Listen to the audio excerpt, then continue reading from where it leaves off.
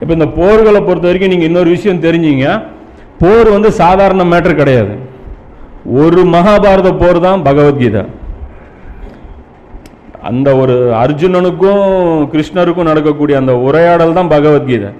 அப்போ அவ்வளோ டீப்பான கருத்துக்கள் இருக்குது. ஒரு மகாபாரத போரை வச்சு தான் மிகப்பெரிய காவியங்களே எழுதுறாங்க.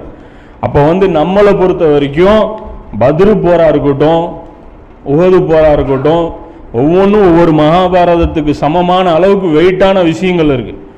ஏகப்பட்ட ஆயத்துகள் பார்த்தீங்கன்னா போர்க்களத்தில் இறங்குது, ஏகப்பட்ட ஹதீஸ்கள் வந்து போர்க்களத்தில் இறங்குது, தொழுகையுடைய சட்டங்கள் போர்க்களத்தில் இறங்குது. சாதாரண விஷயங்கள், நோன்பு வந்து போர்க்களத்தில் தான் கடமையாக்கப்படுது. ஏகப்பட்ட விஷயங்கள் வந்து போற பின்னி பிணைஞ்ச இருக்கு. இன்னும் சொல்ல போனா ஆயிரக்கணக்கான ஆயத்துகள் இருக்கு. குரான்ல எடுத்தீங்கன்னா பத்ரு போர் பத்தி மட்டும் 8வது அத்தியாயத்தில் பத்ரு போர் தான். அதே மாதிரி 47லயும் பார்த்தீங்கன்னா பத்ரு போர் சார்ந்த அல்லாஹ் ஒரு சில விஷயங்களை பேசுறான். 2வது அத்தியாயத்திலையும் அல்லாஹ் பேசுறான், 3வது அத்தியாயத்திலையும் பேசுறான். அத்தனையும் பேசவே நம்மளால முடியாது. அதெல்லாம் எப்போ நம்மளால கவரப் பண்ண முடியும் அப்படின்னா, குரானுக்கு வந்து அந்த ஒரு தஃப்சீர் பண்ணிட்டு போறோம்ல, குரானை விளங்கிட்டு போறோம்ல, அந்த சூழ்நிலையோட அதோட சேர்ந்து டிராவல் பண்ணும்போது தான் பத்ரு போருடைய எல்லா விஷயங்களும் உங்களால கத்துக்கவே முடியும்.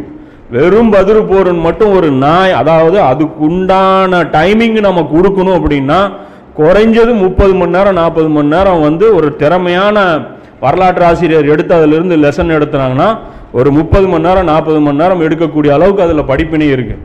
இப்போ அந்த அளவு பெரிய விஷயம். பஹரா எடுத்துங்க, போர் சூறாக்கள் மட்டும் எடுத்துங்க. பஹரா, ஆல இம்ரானு, தௌபா, அன்ஃபாலு, அல் ஹஷ்ரு, அப்புறம் அஹஸாபு, முஹம்மது, இதெல்லாம் பார்த்தீங்கன்னா அஸ்ஸஃப், சூரத்துல் ஜும்மா, இதெல்லாம் அர்ரூம்னு இருக்கு. எல்லாம் எடுத்தீங்கன்னா போர் சம்பந்த பெரிய பெரிய அத்தியாயங்கள் எல்லாமே போர் சம்பந்தப்பட்டது அவ்வளோ லிஸ்ட் வந்து எல்லாம் பேசுகிறான். அப்போ போர்கள் வந்து நம்மளை பொறுத்த வரைக்கும் அதை வந்து நம்ம டச் பண்ணாத டாபிக்.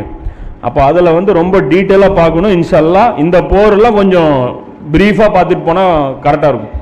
ஏன்னா இதை சுற்றி ஈமான் சார்ந்த விஷயங்கள் நிறைய எல்லாம் வந்து பின்னி பிணைச்சி வச்சுருக்கான். பத்ரு போர் வந்து சாதாரண விஷயம் இல்லை, ஈமானோட கலந்த ஒரு விஷயம்.